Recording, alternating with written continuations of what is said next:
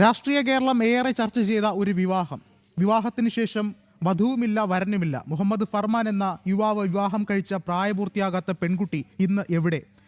Kerala police സംരക്ഷണം നൽകിയിരുന്ന 16-കാരിയെ കാണാനില്ല എന്ന് സംസ്ഥാന സർക്കാർ ഇപ്പോൾ ഹൈക്കോടതിയിൽ അറിയിച്ചിരിക്കുകയാണ്. നൽകിയ മേൽവിലാസത്തിലോ നമ്പറിലോ ബന്ധപ്പെടാൻ പോലും സാധിക്കുന്നില്ല എന്നുമാണ് സർക്കാരിന്റെ വിചിത്രവാദം.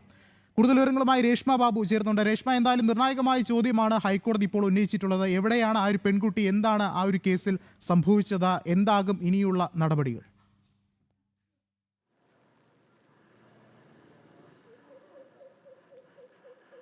വിഷ്ണു, പ്രായപൂർത്തിയാകാത്ത ഈ വൈറൽ പെൺകുട്ടിയുടെ വിവാഹം നടത്തി കൊടുത്തത് CPM-ന്റെ പ്രമുഖ നേതാക്കളൊക്കെ തന്നെയാണ്. CPM-ന്റെ സംസ്ഥാന സെക്രട്ടറി ആയിട്ടുള്ള MV ഗോവിന്ദന്റെ ഒക്കെ തന്നെ നേതൃത്വത്തിലാണ് മുഹമ്മദ് ഫർമാന്റെയും ഈ പെൺകുട്ടിയുടെയും വിവാഹം നടത്തി കൊടുത്തത്. അതിനുശേഷമുള്ള സംരക്ഷണമൊക്കെ തന്നെ CPM-ന്റെ നേതാക്കൾ തന്നെയായിരുന്നു.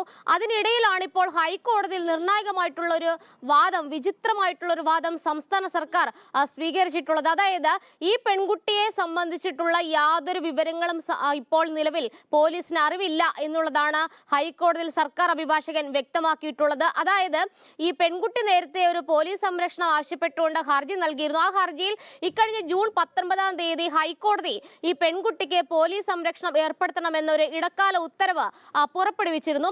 ആ ഉത്തരവുമായി ബന്ധപ്പെട്ട് ഇന്ന് ഈ ഹർജി പരിഗണിച്ച വേളയിലാണ് സർക്കാർ ഈ പെൺകുട്ടിയെക്കുറിച്ചുള്ള വിവരങ്ങൾ ലഭ്യമല്ല എന്നുള്ള കാര്യം വ്യക്തമാക്കിയിട്ടുള്ളത്. അതായത് ഈ പെൺകുട്ടി നൽകിയിട്ടുള്ള മേൽവിലാസത്തിലോ ഈ നമ്പറിലോ ബന്ധപ്പെടാൻ ശ്രമിച്ചിട്ട് സാധിക്കുന്നില്ല.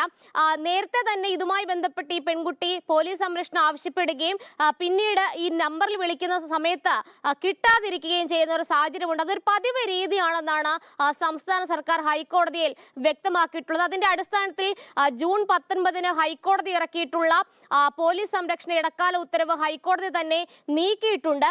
നേരിട്ട് തന്നെ ഈ പെൺകുട്ടി പോലീസിനെ സമീപിച്ച് സംരക്ഷണം ആവശ്യപ്പെടുകയാണെങ്കിൽ നൽകാൻ മാത്രമാണ് ഇപ്പോൾ ഹൈക്കോടതി പറഞ്ഞിട്ടുള്ളത്. നേരത്തെ ഇറക്കിയിട്ടുള്ള ഇടക്കാല ഉത്തരവ് ഹൈക്കോടതി പിൻവലിക്കുകയും ചെയ്തിട്ടുണ്ട്.